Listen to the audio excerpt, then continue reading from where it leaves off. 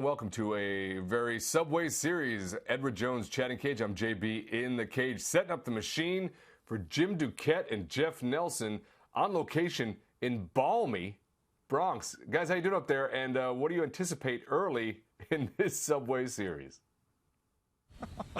It is, yeah, it's very balmy. I think it's going to be in the 30s by the time the game starts. This is like World Series weather. I mean, the last time in 2000 when these two teams faced each other in the World Series, the weather was kind of like this. Yeah, that ring, that's my ring right there that he took from us in 2000. Oh, no, he didn't have the championship ring on there. Usually JB. I rub it in a little bit and say, hey, that what? was the last time we had some juice in this series. Exactly. 2000, and now I think. you have two first-place teams. How about that?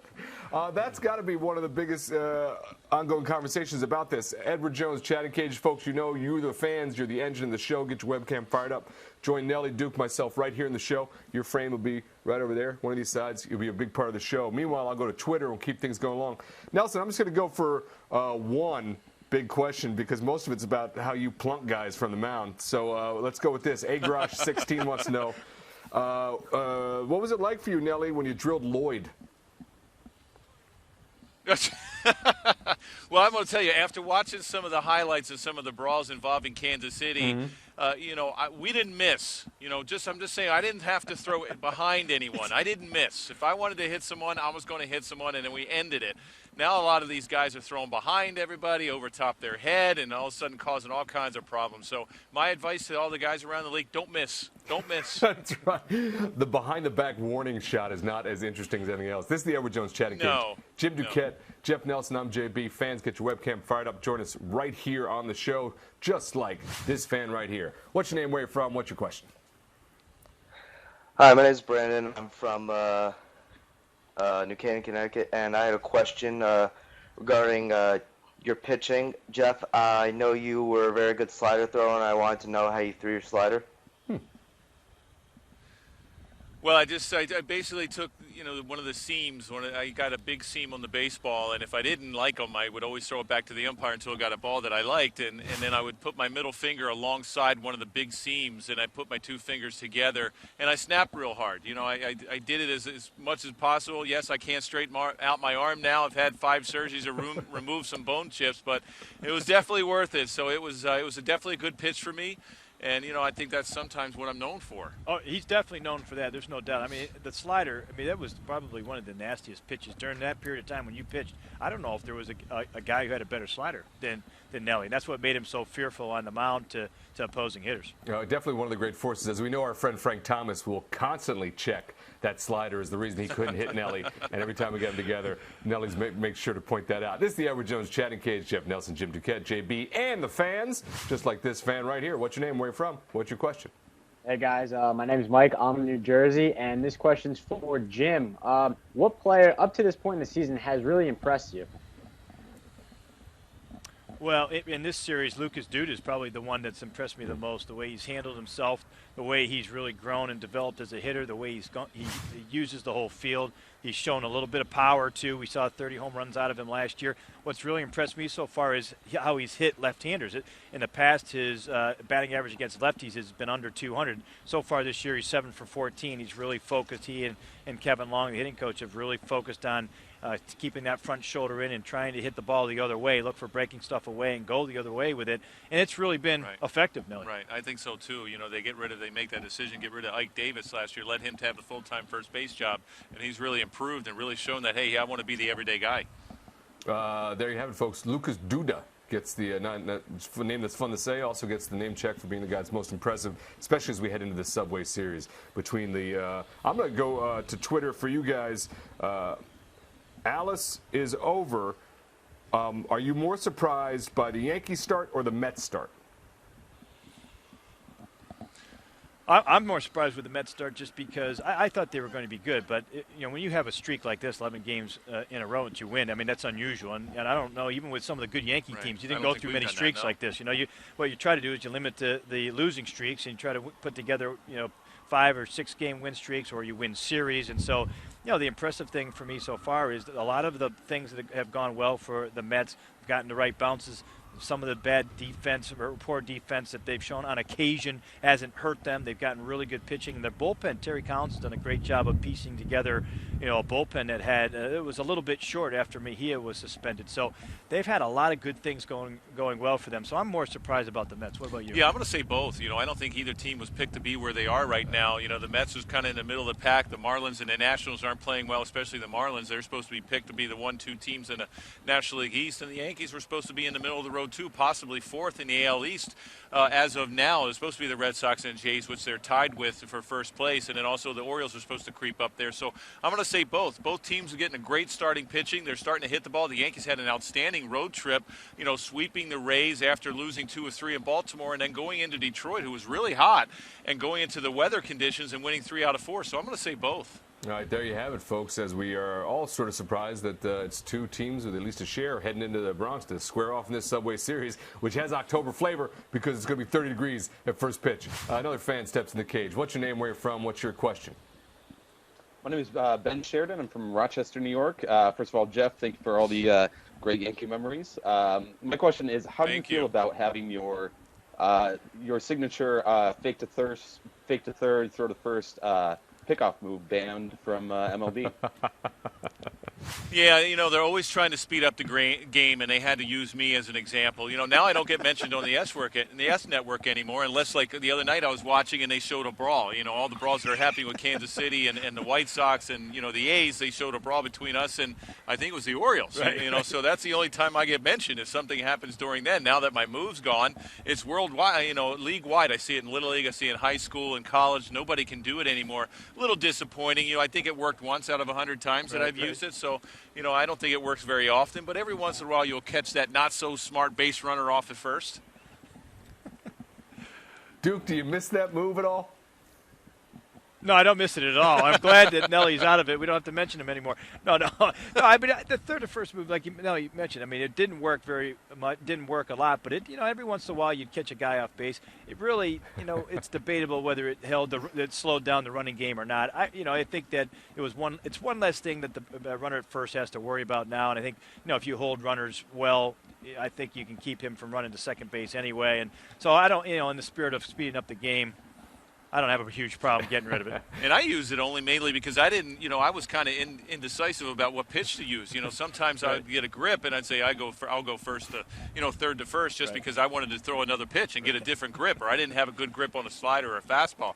So I didn't use it a lot of times to get the guy at first. I was just like, okay, I got to get a better grip on the baseball. I'm going to try to not balk here. See, another reason why to get rid of it. Another reason, get rid of it. Hashtag ban Nelly is trending on Twitter right now. Let's go to. Yeah, there we go. Yeah. Jody's Hero wants to know, other than the Subway Series, for each of you, what's been the most interesting storyline in the young 2015 season? Well, for me, I think some of the teams like Detroit and Kansas City in the American League Central have been pretty exciting. I wasn't sure how the Royals were going to be this year coming back off of their successful season, but sometimes you see a little bit of a lull. So I think they surprised me a little bit. I really was a little uncertain how the Padres, how that look would, all the moves they made this winter, if they would get off to a good start or not, and they have. And they have an important series against the Dodgers this weekend. So I'd say those three, in addition to the Mets and the Yankees, are the nice stories for me.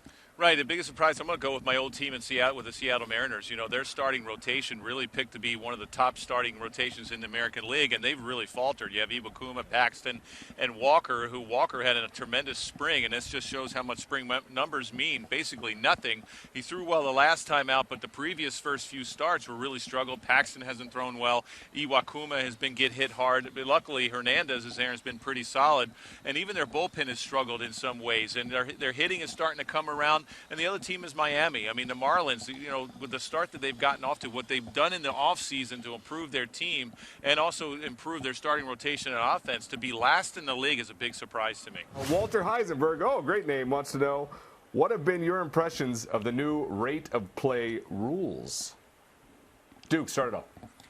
I like them. I like them. I mean, you look at the one where the hitter, has to stay in the box, and then all of a sudden in May, I think they're going to start getting fined if the umpire has to say something to them. So I like it.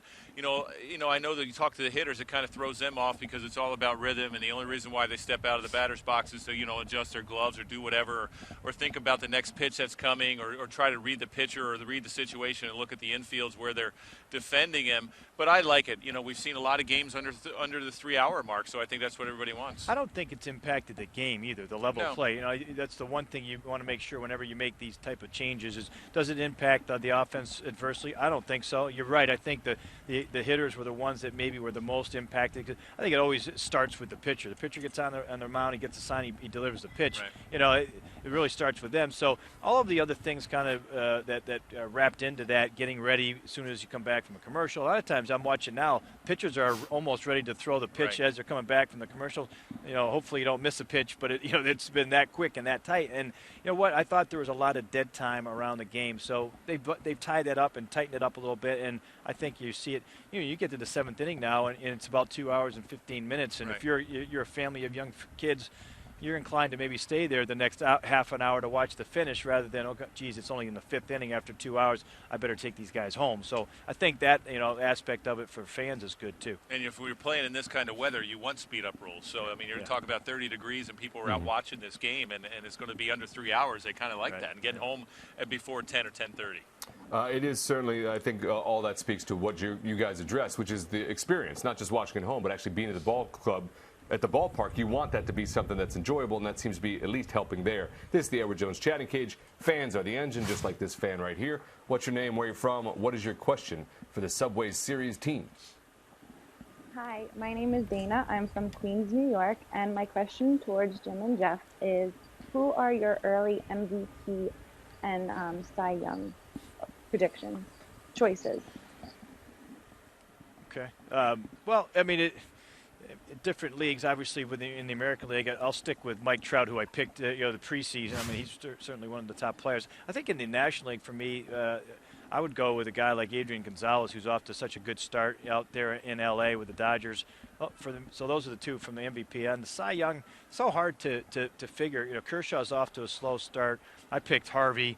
DeGrom might be the best guy right now on the Mets staff, so I'd throw him probably in the National League just for a different name. In the American League, I'm not sure who comes to mind. Chris Sale, some of the dominating guys, might be, but it's so early for me. It may be, I'll throw Sale into the mix right now. What about you? Yeah, pitching wise, I like Felix Hernandez out in Seattle, and Wainwright with the Cardinals. He's done an outstanding job with them to get that team off to a great start. MVP, I don't think you can get away from Trout. He's done a tremendous job. And, even Adam Jones with the Orioles is getting off to a great start, such a force into that lineup. The National League, it's kind of tough. You look at out with the Dodgers. You have Adrian Gonzalez, like you just mentioned. What a great start he's gotten off to. So it's really early. It's fun to watch. Matt Carpenter with the Cardinals. Right, exactly. Matt Carpenter. He's gotten off to a great start. So it's really early. I would like to getting through the first month and getting through maybe the first couple months or 3 months is when guys start and teams start separating themselves. We will certainly keep our eyes on that. You're both on record with Aegon now, and that we'll hold you to that until September. So thanks for doing that for us. Until it changes. I know it's very cold out there. You're both very delicate, so let's wrap this thing up. How do you guys feel you did? It was a pretty good Subway Series tandem in there. Before we do say goodbye, though, who's taking the series from each one of you? I got to go with the Mets. They're so hot right now, 2 or 3. And the pitching matches up better for the Mets just where they have DeGrom and Harvey in Nice. The Mets don't have to face Tanaka, and they have Pineda tonight. But I feel like at least from on the surface they have the advantage early going into it. What about you? Yeah, I agree with Duke, but I got to have to go with the Yankees only because I played there. Even though I agree with everything that he said. He wants to get out of here pitching alive and all that other stuff. But I'm going to go with the Yankees. They're hot right now. They're coming off a great road trip. They've won the last 6 games out of 7. So I'm just going to say New York Yankees because they are here. They're going to get a lot of backing. Even though a lot of Mets fans have come over and purchased tickets, it's going to be a great Subway Series. And one thing that happened in 2000, JB, is that the Mets like to talk a little smack, and it kind of backfired with them in 2000. The Yankees kind of do it on the field. A little bit of advice, maybe Duke can go over there and give him a little advice. Don't start just talking smack in the paper. I read the back page. It says it's our turn. Let's just play it out and see how it feels. I don't know. It just, I don't know who it was, but somebody said it's our turn now. Do it on the field. The Yankees, they never talk smack. They're the ones that wind up, ahead and getting the last. This is what I have to put up with. That's why I'm glad they banned the third to first move. We had, we're winning in 5 games. The Yankees are old. They're done. They're, well, you know what? I think we won in 5, didn't we? I think so. I think we did. I don't know. My memory's foggy. Memory about that season in particular. Something happens in October. I don't remember exactly what it was. All right. Well, Jeff, not a surprising pick, because I'm sure you probably would be let back up in the suite if you didn't pick the Yankees. So we got to know that. I want to thank you two, as always, for hanging out with us. A real pleasure. Get somewhere, get warm. Thanks again. Thanks, JB. All right, see you, JB. And fans, as always, thank you for being part of the Edward Jones Chatting Cage. We'll see you next time.